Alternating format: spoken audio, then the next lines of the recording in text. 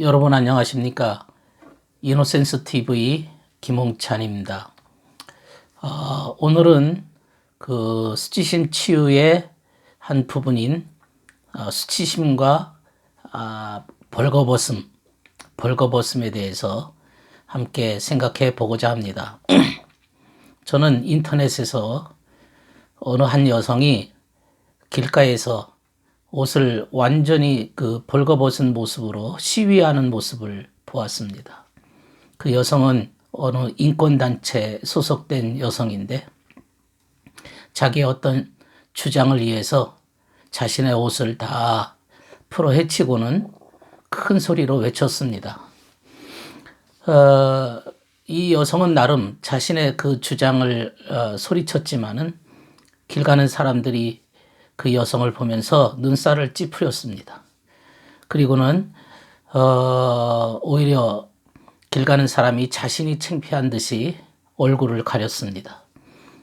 경찰이 그 여성에게 달려와서 그녀의 몸에 옷을 걸치고서야 사람들은 안심하고 길을 걸어가는 모습을 보았습니다. 남이 옷을 벗었는데 마치 자신이 부끄러운 것처럼 사람들은 자신의 얼굴을 가리고 그리고 자신이 부끄러움을 느끼고 있었습니다. 이 벗었다는 의미가 무엇일까요? 이 벗었다는 의미는 모든 것이 다 드러났다 이런 뜻입니다. 이제 숨길 것이 없이 있는 그대로 다 까발렸다 이런 뜻이지요. 옷을 벗고 자기 주장을 하는 것은 그만큼 자신은 그 부분에 대해서 떳떳하고 당당하다 그런 의미를 가지고 있는 듯 합니다. 자신은 여기에 대해서 한 점 부끄러움 없이 나의 주장과 나의 할 말을 한다 이런 뜻이겠죠. 흔히 우리나라 속담에 자신이 결백하다는 것을 증명하기 위해서 버선발을 뒤집어 보여준다.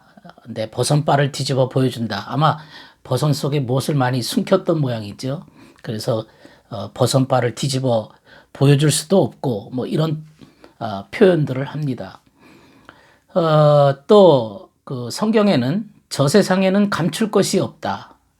그런 구절도 있습니다. 하나도 숨길 것이 없고 감출 것이 없는 그런 세상이 저 세상이고 그런 세상에 언젠가 인간들은 도달하는 그러한 때가 온다는 얘기입니다. 거기서는 거짓말할 수도 없고 포장할 수도 없고 은폐할 수도 없고 숨길 수도 없고 자기의 외식 이중적인 이중성을 가질 필요도 없는 그런 곳입니다. 그러니까 하나도 거짓이라고 하는 것이 존재할 수 없다는 얘기죠. 그리고 그 말은 이 세상에는 그런 외식, 가식, 포장, 은폐, 위장 이런 것들이 그만큼 이 세상에 많이 존재한다는 그런 뜻이기도 하는 겁니다. 이 세상에는 자기의 속을 있는 그대로 내비치지 않고 언제나 상대방을 떠보기도 하고 내 속을 얘기해도 될런지를 먼저 시험해 보기도 합니다. 속마음을 있는 그대로 드러내지 못하는 그런 세상 속에서 인간들은 끊임없이 갑옷을 입고서는 그 갑옷 속에 들어있는 나 자신은 언제나 외로울 수밖에 없고 마음이 참 답답할 수밖에 없죠. 그러나 저 세상은 빛이 마치 투영된 것처럼 마치 투명 유리 속에 모든 것이 다 드러나는 것처럼 솔직하게 자신의 마음을 드러내야만 되는 그러한 세상이라는 얘기입니다. 지금은 벗을 수가 없지만 언젠가 벗게 되는 그러한 나라와 그러한 때가 인간들에게는 반드시 도래한다. 그것이 성경에서 말하고 있는 것입니다.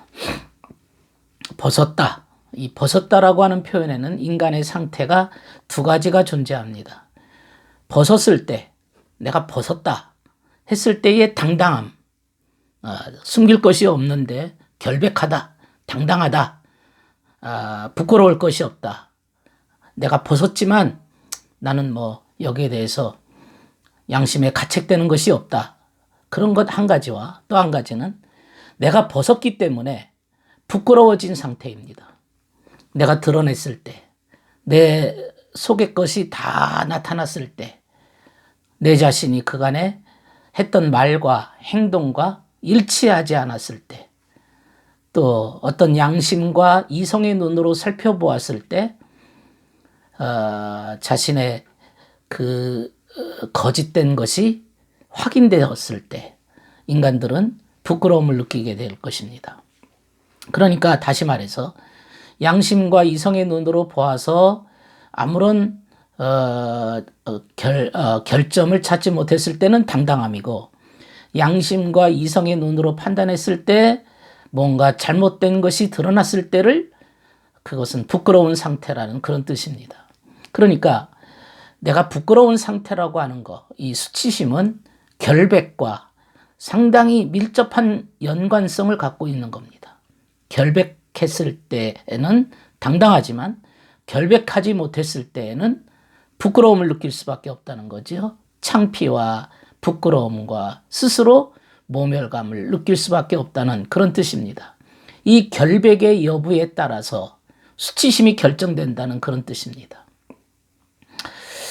우리의 삶이 그간에 당당하게 자신의 결백을 드러내도 되는 상황과 환경을 만났더라면 아마도 그것이 마치 하나의 습관처럼, 버릇처럼 누구나에게 자기의 속을 얘기해도 아무런 문제가 없고, 자신의 진심과 자신의 정직함을 드러내도 아무런 누가 나무랄 사람이 없었을 때에는 그것이 하나의 정직성이 습관이 될 수가 있었지만, 그러나 나의 정직과 나의 그 솔직함을 드러냈을 때 자신의 의도와 관계없이 상대방이 문제가 있어서 나를 끊임없이 나무라거나 나에 대해서 비난을 가했을 때는 정직하게 얘기하면 안 된다라고 하는 생각이 먼저 자리 잡게 되는 것이죠. 그래서 끊임없이 포장해야만 문제가 없고, 위장해야만 아무 탈이 없었지, 정직하게 얘기했다가는 오히려 나에게 다 문제가 발생하게 된다는 그러한 것 때문에 솔직함이나 정직함을 드러내지 못하는 때도 있었다면, 그런 환경에서 자랐다면, 그러한 가족 구조 속에서 살아왔다면, 정직하지 않아야만 살아남는 그 생존이 가능한 그러한 세상에 살았더라면 그는 끊임없이 포장하고 위장하는 삶 속에서 온몸에 갑옷을 입어야만 생존이 가능했다고 생각이 됩니다. 이렇게 수치심은 결백과 매우 연관성이 있다고 말씀을 드렸는데요. 이 결백이라고 하는 것은 내가 높은 차원의 눈으로 판단했을 때 생기는 자아인식입니다. 내가 좀 양심의 눈으로 내 자신을 이렇게 돌아봤을 때 너는 깨끗해, 너는 결백해, 너는 무죄야 라고 판단 지어졌을 때 여기서 느껴지는 자아인식이라는 것은 마음이 편안해지고 마음에 부끄러움이 없는 상태가 되는 것이죠. 인간은 태어나면서부터 이렇게 눈을 갖게 됩니다. 이 눈이라는 것은 외적인 눈이 아니고 마음의 눈입니다. 마음의 눈이 내 등불과 같아서 이 마음의 눈의 등불이 내 마음을 이렇게 비추었을 때, 밝혔을 때, 이 말은 다시 말하면 이해력과 깨달음, 양심과 같은 그러한 불빛이 비춰졌을 때 거기에서 찌꺼기나 쓰레기와 같은 더러운 것이 발견되면 스스로 자아인식이 생깁니다. 나는 부족하구나. 뭔가 잘못되어 있구나. 뭔가 문제가 있구나. 이러한 사실을 깨닫게 됩니다. 이런 마음의 눈, 이 인식의 기능이죠. 이 눈은 두 가지 눈이 있습니다. 하나는 속눈과 겉눈입니다. 속눈, 아주 속 깊은 곳에 자리 잡은 눈이라고 하는 것은 양심, 이성, 지혜 이런 눈들입니다. 내 마음을 빌쳐주는 이 양심과 이성과 지혜의 눈동자는 대단히 높은 차원의 인식 기능입니다. 그것을 마음을 이렇게 내려다보는 거죠. 그러나 겉눈이라는 것도 있습니다. 이 겉눈이라는 것은 기억과 감각을 인식하는 눈입니다. 외적인 눈이죠. 그러니까 나의 어떤 기억, 메모리, 옛날에 무슨 일이 있었지, 좀 전에 내가 무엇을 기억해야 되는지, 이러한 메모리를 기억하는 눈도 있습니다. 이것은 바깥 차원의 눈이라고 얘기할 수 있습니다. 속 깊은 차원의 눈이 아닌 그냥 외적으로 내 자신의 기억력이나 어떤 감각이 어떻게 이렇게 느끼고 있는지를 알아차리는 정도의 눈입니다. 이 사람들은 이 겉눈만 가지고 살아갑니다. 이 겉눈만 있어도 자신의 감각을 알아차려서 배가 고프면 먹고 또 불편함을 느낀다면 편안하게 쉼을 얻고 쉼을 누리고 찾고 목이 마르면 물을 마시고 하는 이 외적인 눈, 아주 얕은 차원의 눈만 가지고도 인생을 누가 뭐라 하지 않고 살아갈 수 있습니다만은 이 속 깊은 눈이라고 하는 것은 어떤 면에서는 종교적인 눈이고 자신의 성찰하는 깊은 차원의 눈입니다. 그렇기 때문에 속눈이 발달한 사람들은 좀 더 깨끗하고 양심적이고 좀 더 바르게 살려고 애를 쓸 수밖에 없는 것입니다. 속눈이 자신의 모습을 이렇게 성찰했을 때, 판단했을 때 거기에 부합이 되면 양심의 부합이 되고 이성의 부합이 되고 지혜의 부합이 되면 기쁨이 올라옵니다. 마음에 상당한 기쁨, 알 수 없는 그 큰 기쁨이 넘쳐납니다. 그러나 이 속눈의 판단에 의해서 나의 양심에 저촉이 생기고 나의 이성에 불일치가 생기고 나의 지혜와는 전혀 다른 차원이 발견되게 되어지면 자책감이 생기고 두려움이 생기고 그야말로 수치심이 부끄러움이 생기게 되는 것입니다. 인간은 이 속눈이 발달한 사람이 있고 이 속눈을 항상 속이려고 애를 쓰는 사람들이 있기 때문에 스스로 내가 나를 속이고 있는 거죠. 나의 속눈을 향해서 끊임없이 무시하고 양심의 가책이 되더라도 그것을 무시하고 넘어가는 사람이 있습니다. 그러나 이 속눈은 끊임없이 아예 없어지는 기능이 아니고 그야말로 하나님이 인간에게 주신 불빛인데 그 불빛이 밝고 어떤 사람은 좀 어두울 수는 있으나 그러나 그 불빛 자체가 없어지는 것은 아닙니다. 언젠가 이 속눈이 밝게 비춰지는 날이 또 올 겁니다. 이 속눈에 의해서 판단되어졌을 때 자신의 결백이 드러나면 당당한 상태요.